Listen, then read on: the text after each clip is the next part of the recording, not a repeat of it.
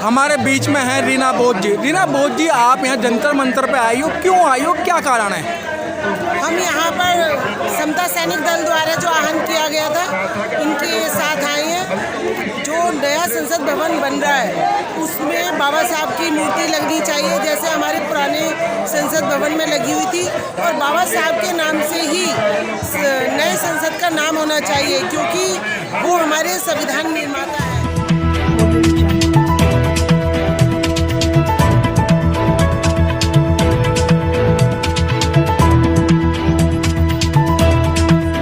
पर जो भी वक्ता ने कहा वो उसकी अपनी राय है, जिसकी पुष्टि नेशन न्यूज इंडिया नहीं करता। धन्यवाद। साहब की वहाँ मूर्ति स्थापित होगी तभी जो है हमारा संविधान भी सुरक्षित रहेगा, और आने वाली पीढ़ी को ये पता चलेगा कि हाँ, ये जो संसद भवन में बाबा साहब की मूर्ति है वो सिर्फ इस वजह से कि वो बाबा साहब जो हमारे संविधान के निर्माता है, क्योंकि ये सरकार जो मनुवादी है, और हमें ऐसा लगता है कि शायद ये बाबा साहब के संविधान को मिटाने की कोशिश करेंगे, और शायद ये उनकी मूर्तियां ना लगाने की सोचें, या संसद भवन का नाम किसी और के नाम पर रखना चाहें। जैसे इनकी एक सोच है कि हम भारत देश को हिंदू राष्ट्र बनाना चाहते हैं, जबकि बाबा साहब ने जो हमारा देश का संविधान है उसमें सभी देश के जाति के लोगों को समानता का हक अधिकार दिया है, जिसमें सभी लोग समानता के हक अधिकार द्वारा इस देश में रह सकते हैं। यदि ये किसी वजह से हिंदू राष्ट्र घोषित करने की कोशिश करेंगे तो ये आम लोगों को बर्दाश्त नहीं होगा। रीना जी, जिस तरीके से वर्तमान सरकार ने, बीजेपी सरकार ने, मोदी सरकार ने 26 अलीपुर रोड बनाया जहां बाबा साहब की डेथ हुई थी, 15 जनपद डॉक्टर अंबेडकर इंटरनेशनल बनाया, तो बाबा साहब की तो इमारतें बना रहे हैं, बाबा साहब का तो काम कर ही रही है ना सरकार। ये बाबा साहब का जो है नाम सिर्फ वोट बैंक की राजनीति है। वोट बैंक की राजनीति है कि अपने समाज के लोगों को किस तरह से बाबा साहब की फोटो दिखाकर ये उन्हें वर्ग लाने का काम करते हैं। बाकी जितनी भी हमारे कास्ट के लिए नौकरियां थी, रिजर्वेशन थे, वो इन्होंने सब खत्म कर दिए हैं, और यहाँ तक कि इन्होंने आरक्षण भी खत्म कर दिया है, सब कुछ प्राइवेट कर दिया है। तो इस सरकार पर किसी भी तरह की कोई भी उम्मीद करनी बेकार है। तो क्या लगता है कि जिस समय 26 अलीपुर रोड है उस पर भी ब्राह्मणों का कब्जा है, और आपका 15 जनपद इंटरनेशनल अंबेडकर जो है उस पर भी मतलब मनुवादियों का कब्जा है, अगर वहाँ कोई प्रोग्राम किया जाता है तो वहाँ लाखों रुपए लिए जाते हैं, तो ऐसे नामकरण से क्या फ़ायदा? इसी वजह से हमें ऐसे स्थानों को, जो जितनी भी सरकारी ज़मीन है, जो ज़मीन सरकारी है वो ज़मीन हमारी है, और कहने के लिए ही ये सब है, लेकिन हमारा कब्जा नहीं हो पा रहा है कहीं भी इस तरह का। हम अपने खुले दिल से अपने महापुरुषों के जो स्थान बने हैं उन पर नहीं जा सकते, वहाँ भी मनुवादियों का कब्जा है, और हमें उनकी परमिशन के बिना आज्ञा नहीं मिलती वहाँ पर जाने के लिए। मतलब रीना जी, अगर ये अंबेडकर ये नए संसद का नाम बाबा साहब के नाम पर रख भी दिया जाता है तो आप लोगों को क्या फ़ायदा है?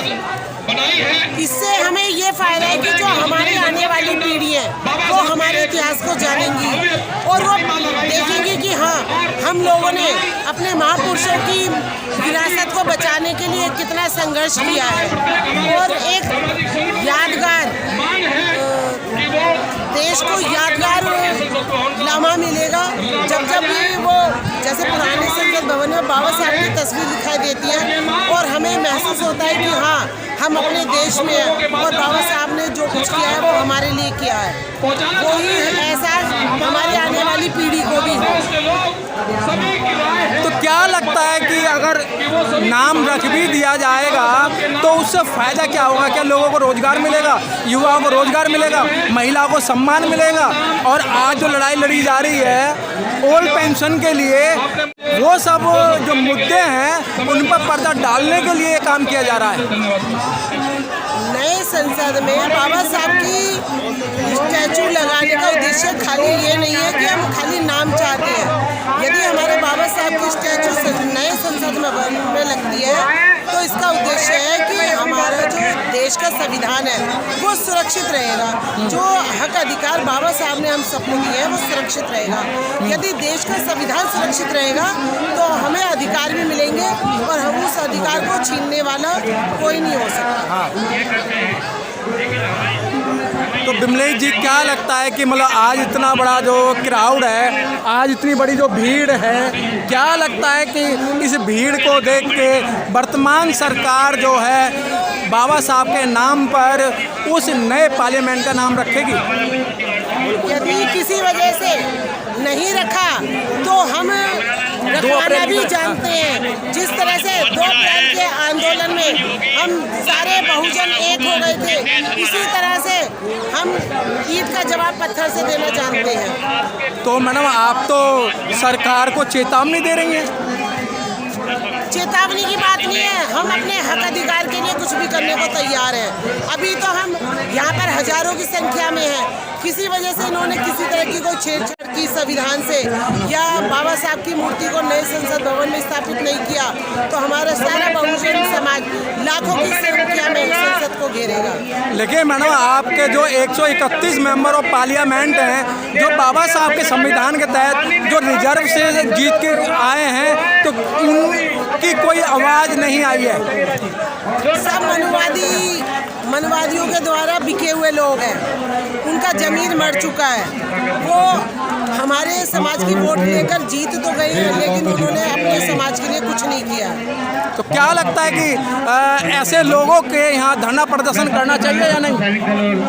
मेरे हिसाब से ऐसे लोगों का मुंह काला करना चाहिए जो अपने समाज की वोट तो ले लेते हैं लेकिन अपने समाज के लिए कुछ नहीं करते। ऐसे लोगों को दोबारा मौका नहीं देना चाहिए कि वो जीत कर जाए। Press the bell icon on the YouTube app and never miss another update.